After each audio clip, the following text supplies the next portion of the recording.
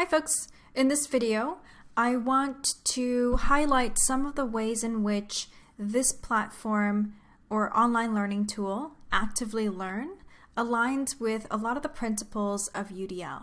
Now specifically, I want to highlight how Actively Learn aligns with some of these UDL guidelines, such as optimizing relevance and value, minimizing distractions, offering different ways of displaying information.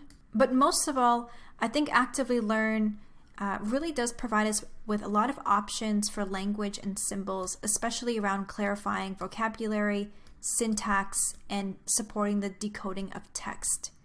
All right, let's jump in. Now, as you can tell, Actively Learn actually claims that they're a digital curriculum.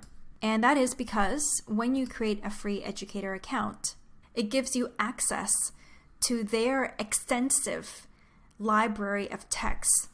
Now, many of these texts, as you might kind of realize here, are targeted for the K-12. Now, for me, this is not really the selling point of Actively Learn. In fact, the selling point is right here under My Imports.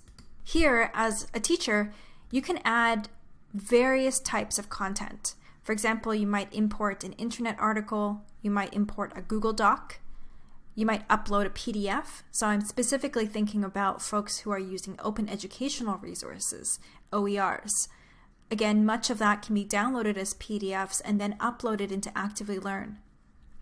You can also create a quiz if you want to, or you can even import a video. So this might be a video of yourself on YouTube that you've made yourself, or it can be another video on YouTube. Now let's look at one of these examples to show you some of the cool stuff. So I imported this as a Google Doc, and it's awesome that you can add assignment directions up here. This you can craft and modify yourself. And if you wanted to, you could also add some media. So for example, maybe you wanted to add an image to help anchor the text. Or maybe you wanted to include a video that would activate prior knowledge, a video of yourself explaining the instructions. The possibilities are endless. Now, as teachers, once we've imported our article or our text, we can then dot it with questions and notes that the students can engage with and learn from. So in this question here, I'm asking students to activate their prior knowledge and actually think a little bit deeper. And this prior knowledge is going to help us understand the text when they start reading it. I can also use comments in order to help decode phrases or allusions or references to things that might be outside of our students' background information. So for example, in this text, there's a reference to the Pink Ranger. So if you know the Power Rangers, you know who this is. But some of our students might not know that.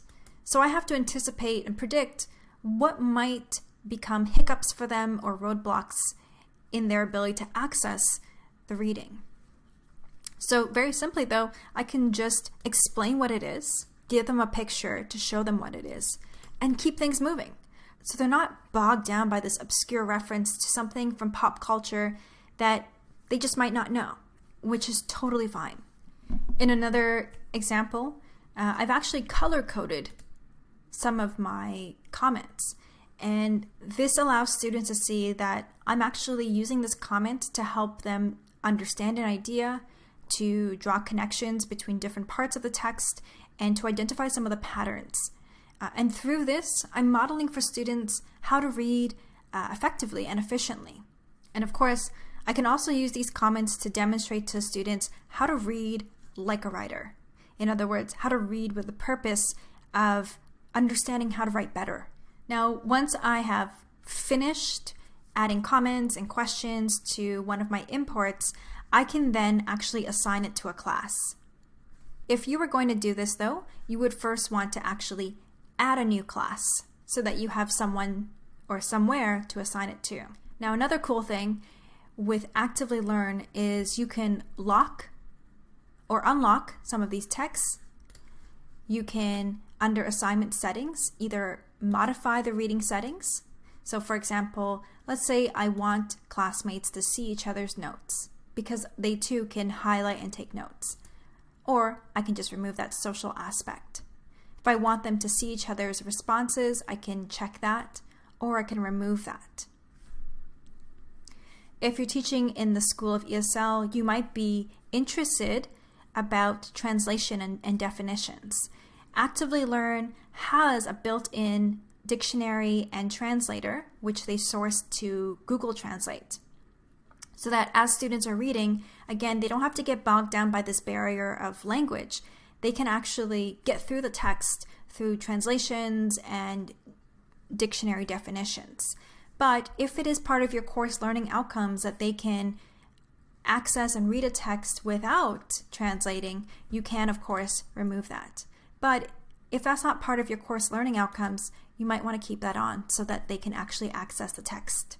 Another thing that you might want to think about modifying under the reading settings is choosing whether or not a question needs a response in order to continue reading. So what that would mean is if in the middle of a text you insert a question, do you want the student to then answer it right then and there before they move on? Or do you want them to be able to access the whole text and all of the questions all at once? Of course, there's pros and cons, and some students prefer being able to see the whole text and how much they need to read. But other students like to be able to see only the immediate text that responds or relates to the question. Okay, so now that you can see what it looks like on the teacher's end of things in terms of importing articles, creating a class, and then assigning that text to the class, let's also take a look at what it looks like from the student's end of things. So if I'm a student, of course, I can see the instructions. Up here, I can choose to listen to the text. What we're looking for is between a batter and... I can choose to look at my teacher's notes, or if I find that distracting, I can minimize it. In terms of my teacher's first question, I can also watch a video that they've provided and then submit my answer, or save it as a draft if I'm not ready yet. I can choose to just listen to one part of the text, add my own notes as a student.